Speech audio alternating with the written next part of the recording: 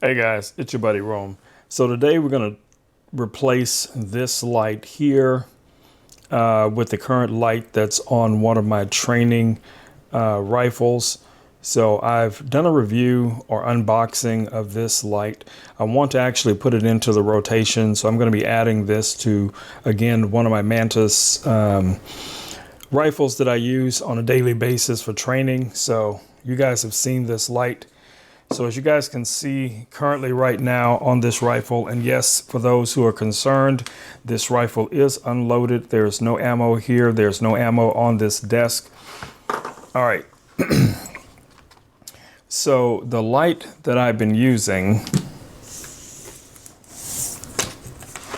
on this rifle, as you guys can see here, let's just bring this over a little bit closer for you. This is the light that I've been using on here, and this one does have a pressure button, for activation, but it takes up a lot of space on the rifle. You guys can kind of see how this is configured. It does have a lot of snag points where it could easily get caught on something. And then again, we have our pressure button on this side here. I'm not a big fan of that. So we're going to remove all of these components and we're going to replace it with this light right here. Now I am probably going to move the position of where I place the light. I may place it underneath here. I think that's going to be a good solution for it. And yeah, now the buttons on this light are up here. So, you have to take that into consideration whenever you place this. But I just think aesthetically, it's going to look better if it's underneath the rifle. So that's what we're going to go for today. All right, so first things first, we need to remove this. Now this is very easy to remove because it's just a little bolt on here, and I should be able to just take it off with this. It's a little bit more difficult than I thought it would be with just one hand, but you guys get the idea. All right, let me go ahead and just get this off. All right, so that should just free up like so. All right, so that's off. Now I will relocate one of these mounts here underneath, and then the only thing we have left to do is to remove this piece right here. I just have to find the right Allen key to remove that. All right, looks like I found the right size Allen key to remove this, so let's go ahead and get this guy off here, and this should come out really easily. All right, so now we have this light completely removed. So if somebody out there needs a light like this, reach out to me, because I no longer have a use for it, and I don't mind donating it to someone that could be able to use this light. All right, so the next thing we need to do is relocate one of our rails. Now, looking at this, now that this has been freed up, I can see basically where I want to place this light right underneath here. So that means I need this rail to be about right there, just so it's out of the flash. So let's see. Let's take this one off, and we're going to relocate this one. All right. There we go. All right, so now what we're going to do is just place this right about here in this section. So I should be able to just line these two up like so, and then we can lock that down. And remember to tighten these up really snug, just snug enough that they're not going to vibrate off when you're training. There we go. All right, so now this right here should mount on here with no problem. So we're going to have to adjust the screws on here first in order for this to be able to fit. So let's do that.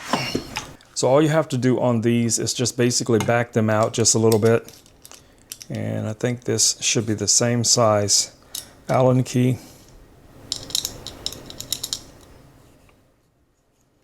You guys see how easy it is to set this up. So that's going to give you a little bit of wiggle in there. You don't have to back these all the way out. And I'm just backing these out just enough where I can get it to fit right over the lip. All right, I'm not going to tighten it all the way. I just want to make sure that it's on there right. All right, so that is on there securely. Okay, so let's go ahead and check on both sides that it's underneath the lip. All right, so now you guys can see here, this is secured really well underneath the lip. This is not moving at all, and it's not even all the way tight.